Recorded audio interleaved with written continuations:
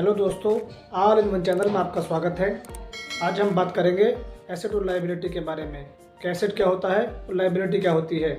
Asset को हिंदी में कहते हैं संपत्ति, दौलत, और लायबिलिटी को कहते हैं दायित्व या जिम्मेदारियाँ। रॉबर्ट क्वेस्की ने कहा है कि एसेट वो है जो हमारी जेब में पैसा लेकर आए, यानी कि जो हमें कमा कर दे उसको एसेट कहते हैं, और लायबिलिटी क्या है, जो हमारी जेब से पैसा लेकर जाए।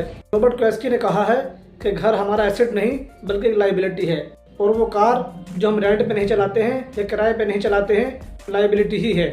एसेट को हम कई कैटेगरी में डिवाइड कर सकते हैं। तो सबसे पहला आता है फिक्स एसेट। वो एसेट जो बिजनेस को बढ़ाने के काम में आते हैं, जैसे कोई लैंड है, बिल्डिंग है, या हमारा प्लांट है, या उसके लिए जो मशीन है, जो टूल्स हैं, वो हमारे फिक्स एसेट में आते हैं। दूसरे एसेट का प्रकार है करंट एसेट। करंट एसेट क्या होते हैं, जिनको कि हम एक टाइम पीरियड के बाद कैश में कन्वर्ट कर सकते हैं, जैसे कि हमारे बॉन्ड, या हमारे कोई बैंक में एफडी पड़ी हुई है, या हमने कोई इन्वेस्टमेंट की स्कीम ली हुई है। इनको सबको हम करंट एसेट में शुमार कर सकते हैं। तीसरा होता है हमारा लिक्विड एसेट। लिक्विड एसेट क्या होते हैं कि जिनको हम तुरंत कैश में कन्वर्ट कर सकते हैं, जैसे कि हमारा बैंक बैलेंस या खुद कैश हमारे पास पड़ा हुआ है, जिनको हम फ़ौरन खर्च कर सकते हैं।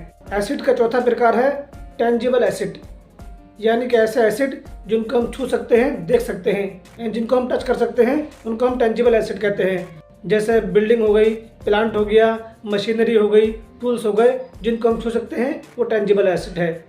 पांचवा प्रकार होता है इनटेंजिबल एसेट, यानी कि जिनको हम छू नहीं सकते, सिर्फ हम महसूस कर सकते हैं, जैसे पेटेंट हो गया, ट्रेडमार्क हो गया, या हमारा कॉपीराइट का अधिकार हो गया, इनको हम टच नहीं कर सकते। और लायबिलिटी क्या होती है, जो हमारी जेब से एक बार तो पैसा लेकर जाए ही, उसके बाद बार बार लगातार पैसा लेकर जाए। लायबिलिटी को हम 3 भागों में डिवाइड कर सकते हैं। सबसे पहली होती है फिक्स्ड लायबिलिटी, यानी कि ऐसा लोन जो हमें लंबे टाइम तक चुकाना है, जिसकी हमें लगातार ईएमआई देनी है, जैसे कि होम लोन जो 20 साल तक कम से कम चुकाना होता है, या दूसरे ऐसे लोन जो 20-25 साल के लिए हमें लगातार चुकाना है। दूसरी होती है करंट लायबिलिटी।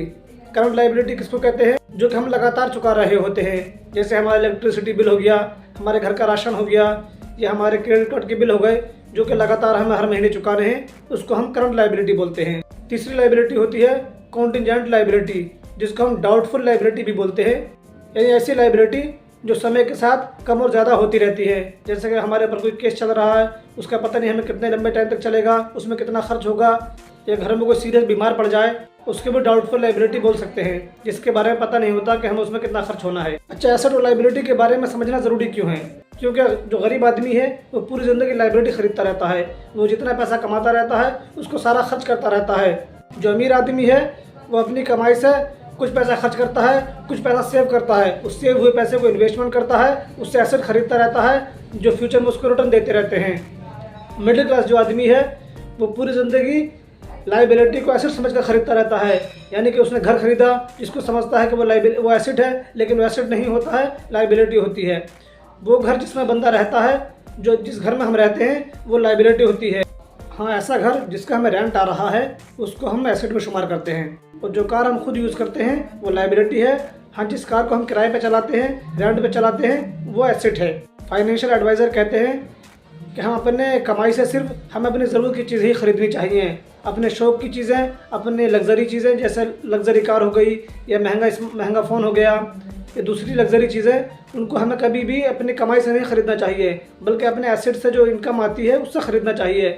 यानी कि हमारे पास हमारे एसेट से कोई रेंट आ रहा है, या हमारे स्टॉक या म्यूचुअल फंड से इतना रिटर्न आ रहा है, उसके रिटर्न से ही हमें लग्जरी सामान खरीदना चाहिए।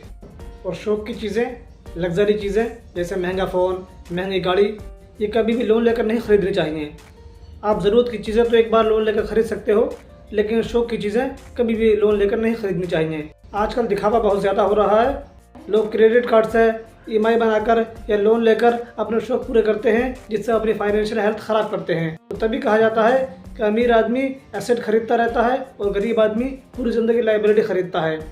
इसलिए अमीर आदमी लगातार अमीर होता जाता है, और जो गरीब आदमी है वो लगातार गरीब होता जाता है। तो दोस्तों, आज की वीडियो में सिर्फ इतना ही। अगर अभी तक आपने हमारे चैनल को सब्सक्राइब नहीं किया है तो हमारे चैनल को सब्सक्राइब कर लें और बेल आइकन को भी दबा दें, ताकि आपको आने वाली वीडियो की नोटिफिकेशन मिलती रहे। धन्यवाद।